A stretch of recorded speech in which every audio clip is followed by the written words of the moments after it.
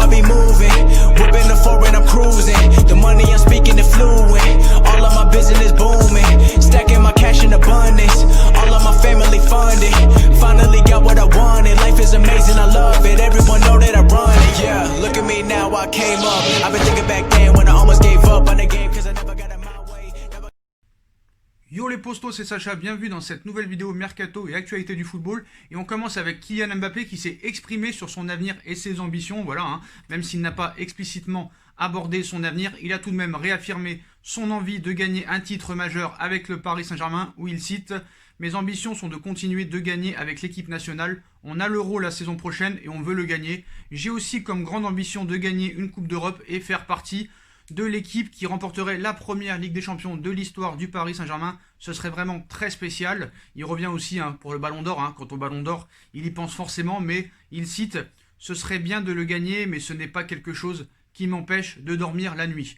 Je ne pense pas devoir le gagner la saison prochaine ou celle d'après. Il n'y a pas d'objectif de temps. Le PSG et l'équipe nationale sont ma priorité absolue. Ensuite, si mes performances m'apportent des récompenses individuel, c'est un bonus. Voilà, a-t-il lancé, souhaitant donc d'abord remporter des trophées avec ses équipes. Il a aussi été interrogé sur ses idoles, et comme il l'avait déjà fait par le passé, il a évoqué deux noms bien connus à Madrid, où il cite d'abord c'était Zidane, pour tout ce qu'il a fait en équipe nationale. Ensuite, c'était Cristiano Ronaldo, il a tellement gagné, et il continue d'être un gagnant, même après avoir eu tant de succès. Les deux m'ont marqué, ils ont marqué l'histoire du football et de leur empreinte, et je veux laisser mon chapitre à moi dans les livres d'histoire. C'est tout ce qu'on peut lui souhaiter. En tout cas, les déclarations de Kylian Mbappé nous mènent à penser qu'il va rester encore quelques années, voire plus, au Paris Saint-Germain.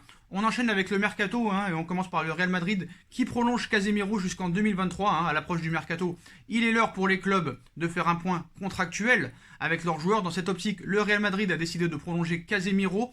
Une information dévoilée par Marca qui décide d'en faire sa une ce mercredi 27 mai. Le milieu de terrain brésilien de 28 ans est désormais lié au club merengue jusqu'en 2023. Quant au Barça, c'est simple. Eux apparemment ils veulent vendre leur équipe entière. En Italie et en Espagne, on parle beaucoup du Barça qui a envie de vraiment vendre beaucoup de joueurs, notamment pour faire Lautaro Martinez. Donc du côté de l'Espagne, les manœuvres du Barça concernant le prochain mercato continuent de faire parler. Le club catalan a fixé le prix de tous ses joueurs transférables, explique Mundo Deportivo. Par exemple, le prix de Nelson Semedo est par exemple fixé à 50 millions d'euros d'après le journal. Pour Junior Firpo, c'est 30 millions d'euros et 25 millions d'euros pour Jean-Claire Todibo. Autre information, un mercato Newcastle qui convoite Philippe Coutinho est entré en contact directement avec le joueur. Le Brésilien pourrait donc être l'un des gros dossiers de l'été, notamment Arsenal qui est dessus. Le Real Madrid veut toujours vendre Gareth Bale et serait prêt à le laisser partir entre 45 et 55 millions d'euros. Pour la Juventus, aussi, ils veulent vendre beaucoup. Ils veulent vendre de nombreux joueurs aussi pour remplir les caisses.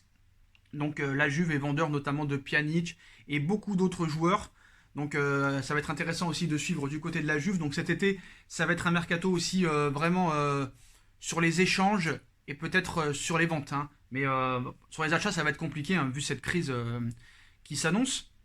Donc voilà, et l'information principale de cette vidéo et de la journée, vous l'attendez tous, accord total entre le PSG et Porto pour Alex Telles. Le Paris Saint-Germain tient enfin son latéral gauche. En effet, les Parisiens se sont mis d'accord avec le FC Porto pour le transfert d'Alex Telles. Depuis un certain moment maintenant, le Paris Saint-Germain peine à se trouver des latéraux. Si Maxwell et Juan Bernat à gauche ont été des bonnes pioches depuis 2011, on ne peut pas dire que les recrutements ont été toujours excellents sur ces postes-là. Avec le départ en fin de contrat de Layvin Kurzawa, le club de la Porte d'Auteuil se cherchait donc un remplaçant pour le français et surtout quelqu'un de capable de challenger un peu Bernat. Donc plusieurs noms avaient filtré dans la presse, notamment celui de Alex Telles ou encore celui de Mattia De Sciglio. Finalement, ce sera bien le natif du Brésil qui portera les couleurs parisiennes l'année prochaine. C'est en tout cas ce qu'annonce ce mercredi matin Abola, le journal portugais, sur sa une. Alex Telles sera un joueur du Paris Saint-Germain la saison prochaine, lâche le média, assurant que l'officialisation arrivera à l'issue de la saison.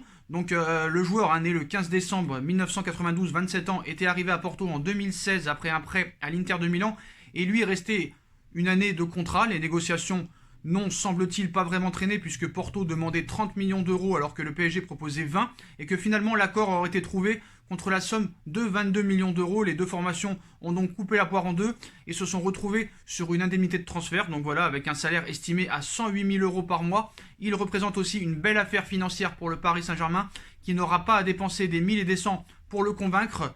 Avec le Roumain Marius Constantin qui évolue au Gazmetan Média, il est meilleur défenseur buteur avec 10 réalisations cette saison et il a offert aussi 9 passes décisives. C'est le défenseur qui marque le plus de buts.